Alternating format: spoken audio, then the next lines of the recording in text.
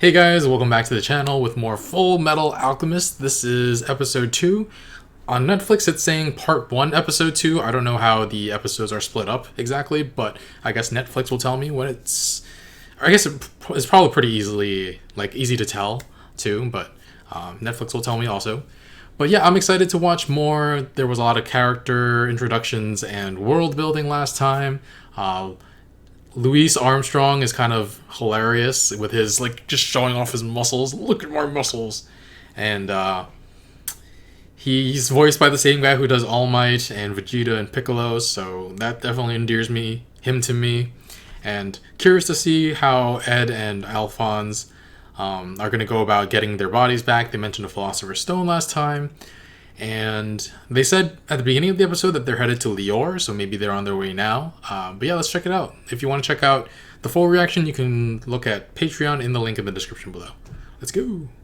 The stories about this priest in Lior, you think they're true? They say you can transmute flowers out of thin air, right? Could just be sleight of hand, some cheap trick like that. But what if it's not? Right. If it's not, then I suppose all that leaves is the real thing, huh? It goes by different names, but it's always the same thing. Some kind of object that amplifies alchemy. And that's the Philosopher's Stone. If we could just get our hands on it somehow, I might be able to get your body back. Damn books! They tell us everything but how to find it! Damn books! Me too. Oh, you boys. Are you in here messing up your dad's study again? 10 years ago. Oh my.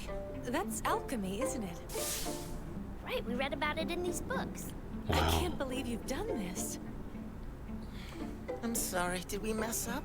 No, it's great. You definitely take after your father. My little Aw. geniuses. You make me so proud. And that was it. Mom had given us all the encouragement we needed. From that moment, we were obsessed with learning alchemy. The sickness came, and it took her. Ooh, so it was her they tried to bring back. Once Dad comes back, everything will... Don't even talk about him! That bastard doesn't care about us. He's not our dad. He didn't even come for Mom's funeral.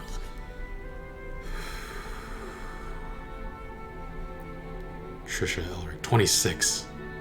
You know what my grandma says? Winry. She says you shouldn't cry for loved ones who've passed away. Who are you to talk anyway? Every time your parents go away somewhere, you cry like a little baby. I do not, I don't. Are you sure, baby? Come on, Ed, drink your milk, too. No, I hate milk. If you don't drink it, you'll stay short forever. You mean like you sawed-off old hag? What was that, you little half-pint midget? Shut down, mini witch! What broke you? Baby-ass baby! Subatomic shrimp! Subatomic shrimp. Oh my god. Is that why he didn't grow? Books? So, what kind of books are they anyway? It's a secret. In other words, it's none of your damn business, Winry. Come on, no So fair. mean. You guys are always keeping secrets. Bye, Winry. You know, whoever invented stew must have been a genius. It's even got milk in it and it still tastes good. So that makes it genius? Just one leap, that's all it takes. And it's what we need to figure out human transmutation. And so we began searching for the key that would unlock the secrets of human transmutation and bring Mom back to life. We trained with an alchemy teacher to prepare our bodies as well as our minds. And she let them do this? It took years Or of did she hide it? constant effort. They hide We it. wanted to see Mom smile again. We wanted to go back to our lives with her the way they used to be. Water, 35 liters. Carbon, 20 kilograms. Ammonia, 4 liters. Lime, 1.5 kilograms. We already know how this Saltpeter, turns out. 100 grams. Finally, Ah. some soul data. Is that what they thought was the missing ingredient? Was it just luck that Ed kept part of his body and Al... Ned, something Was destroyed. doesn't feel right.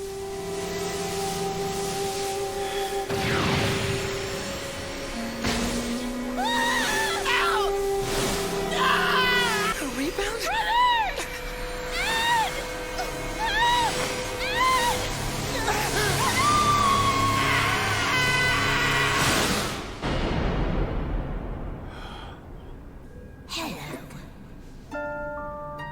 What the... Oh, I'm so glad you asked. I am called by many names. I am the world. I am the universe. I'm God. I am truth. I am God. all. I am one. And I am also you. You have dared to knock on the door. Now, the door is open.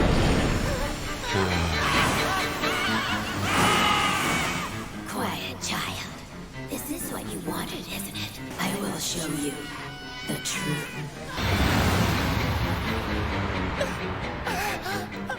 It was like all of the information in the world was being poured into my brain at once. What?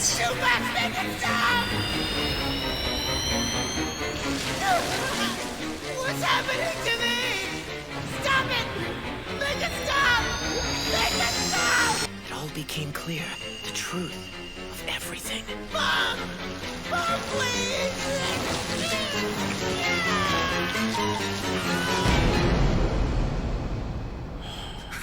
My theory of human transmutation wasn't wrong. It can be done. It's possible. It's still just missing something. All of the answers I need are right here. The Jeez. truth about human transmutation. I've already shown you all I can for the toll you've paid. Toll? What toll?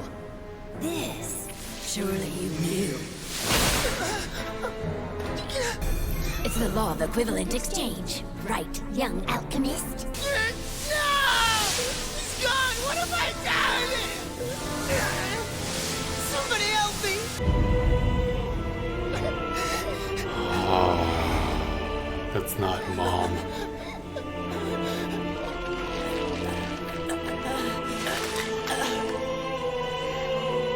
She just died again, didn't she? This is wrong. No, damn it! You won't take him too! Give him back. He's my brother. Take my leg. Take my arm.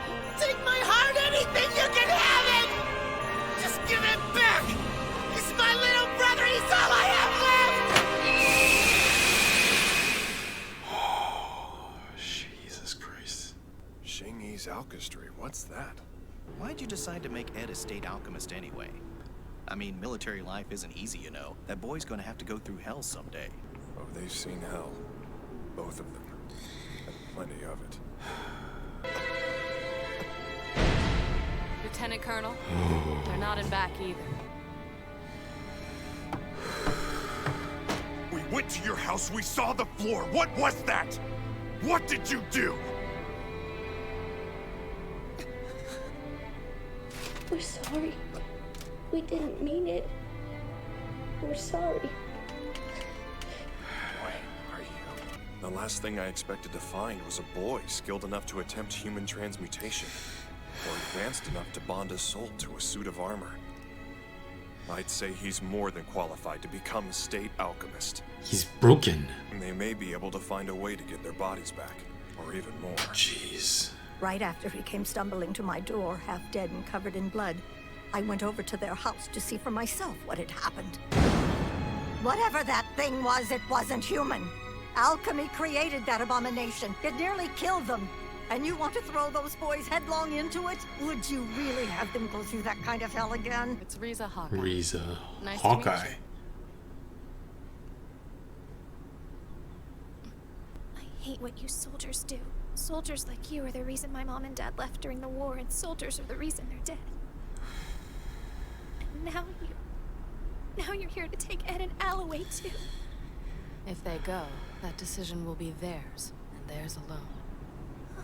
Will you sit in that chair wallowing in self-pity, or will you stand up and seize the chance the military can give you? It's their choice. They choose their own path. There's no life in those eyes yet. They came back Miss eventually. Riza, why did you become a soldier? Because there's someone I have to protect. Roy? We're leaving. I guess this is goodbye, young lady. It's Winry. Right. Bye, Winry. I hope we meet again someday. Will they be coming? They'll come. That boy. I've never seen anyone look so defeated. That's what you saw? No. There was fire in those eyes. Ooh, they came back. How long will the surgery and rehabilitation take? I'd say about 3 years, more or less. I'll do it in 1.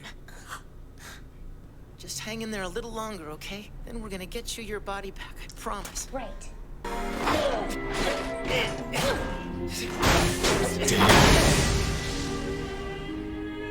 Damn. Seems like you're in perfect shape. He didn't need a circle.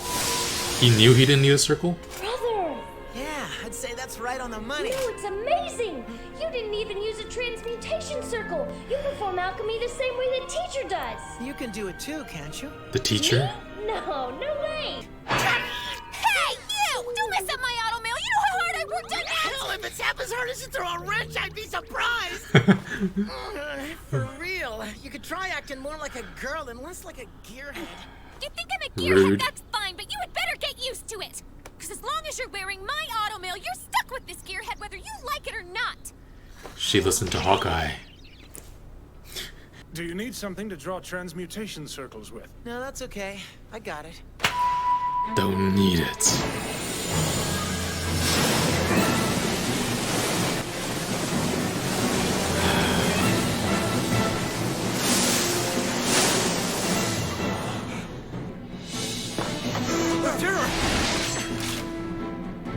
Oh.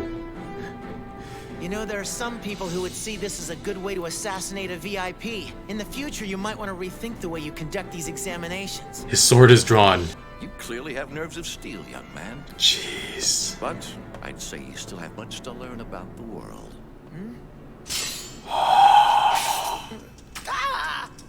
When did he draw his sword? I just saw it drawn. I didn't see him draw it either. Oh man. State alchemists also receive a code name. Officially, you will now be known as the Fullmetal Alchemist. I like that. It's nice and intimidating. I think that'll suit me just fine. Oh man.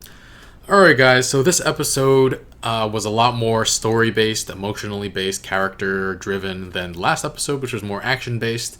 And we find out about Ed's mom, Ed and Al's mom. We see her over a little bit, and she seems very kind. We don't know too much about her other than the fact that she probably was a very good mom. She was encouraging them with their alchemy after she was proud of them for like being like their father, but at the same time the father was like absent, like completely absent.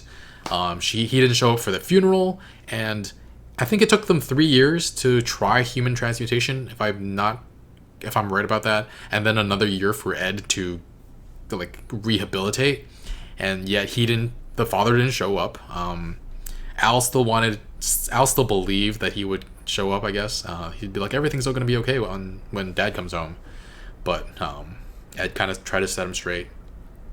And then we also met Winry for the first time. We saw her as a child. She's so cute. She was just like, you are sharing any secrets with me.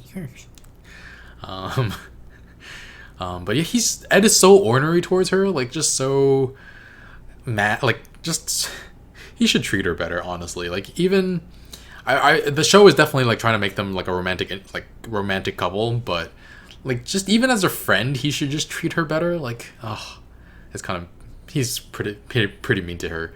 But yeah, we learn about why Royce enlisted Ed as a state alchemist. He walked in and saw the failed alchemy, the failed human transmutation, and they said it was like a rebound, which I have to imagine is not a term specifically used to talk about like just human transmutation, but just like all types of alchemy. Probably because I'm guessing it's because they didn't have the right ingredients, or they were doing something forbidden. Is it forbidden because I don't think it's forbidden like in the forces of nature, like the laws of nature, because after Ed got those things poured into his brain, he was just like, it's possible. It's probably just against the law in the human world, because it too often ends up going horribly.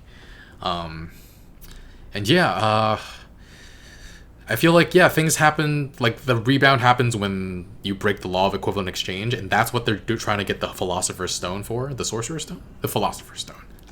God, freaking Harry Potter. We learned that the kids had an alchemy teacher, and I have to imagine she didn't condone the human transmutation thing, and they just kept it even from her.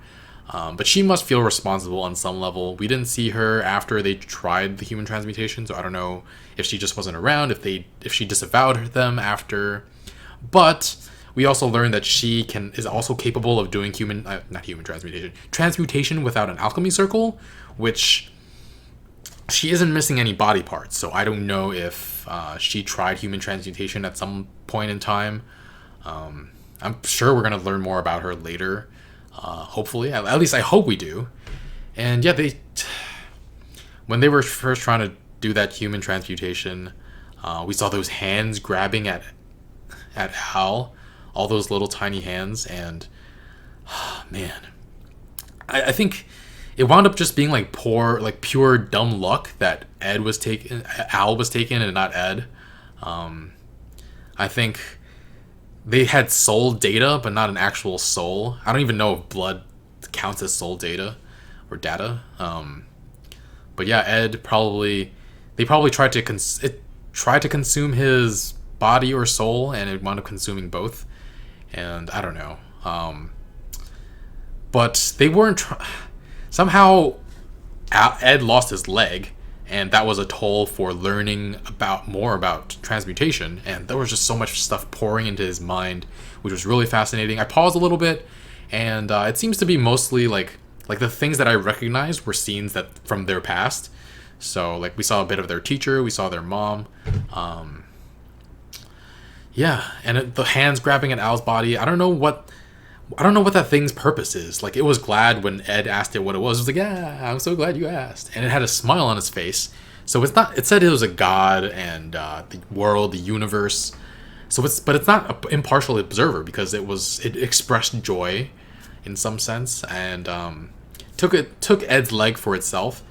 And they can't have been the first people to try human transmutation, and yet it doesn't have other body parts from other people who have tried it.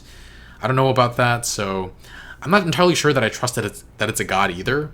It might have a more personal connection with Ed, just simply because of what I said earlier, like 2 seconds ago, about other people must have tried human transmutation, so other people's body parts must have shown up if it wasn't specific to Ed. And I think, yeah, I don't trust that it's a god.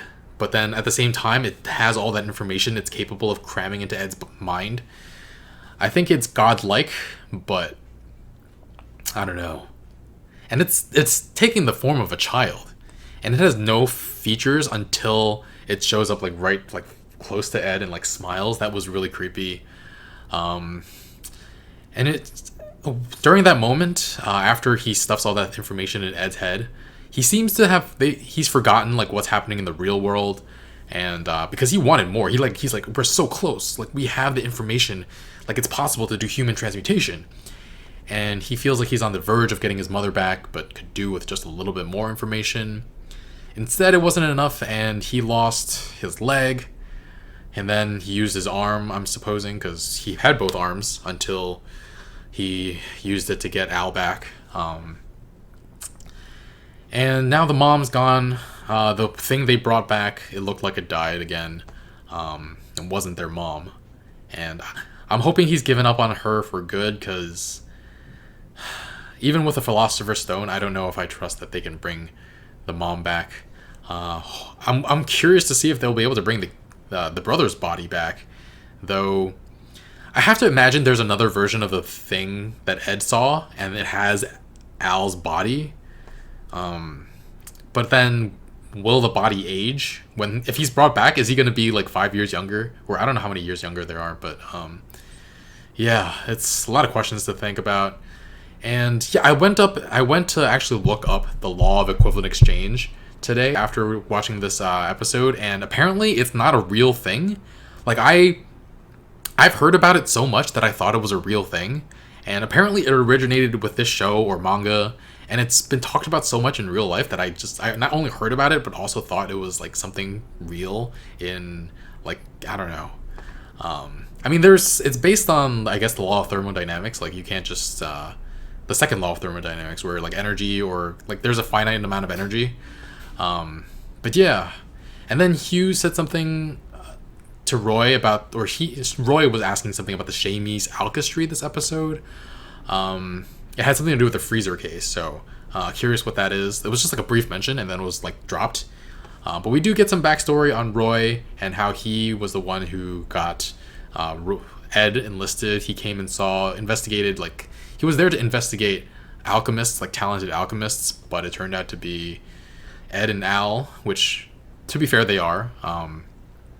very young and were capable of trying human transmutation. And yeah, we saw Ed's eyes like dead, but then after they left, they gave him the option of like getting their bodies back. His eyes, hopefully getting their bodies back, it has to be easier than bringing someone back to life, right? Like the soul is already gone in that state, and like bringing it back, I'm already thinking like the end game is like, will they get their bodies back? I could see Ed giving up both like the other limbs he has for Al's body, though that I don't know that that's equivalent exchange. Maybe with a philosopher's stone. And then we got that side story with Winry and Rize. We learn about I can't say that word. Winry. We learned about how she has a grudge against the military because of her parents.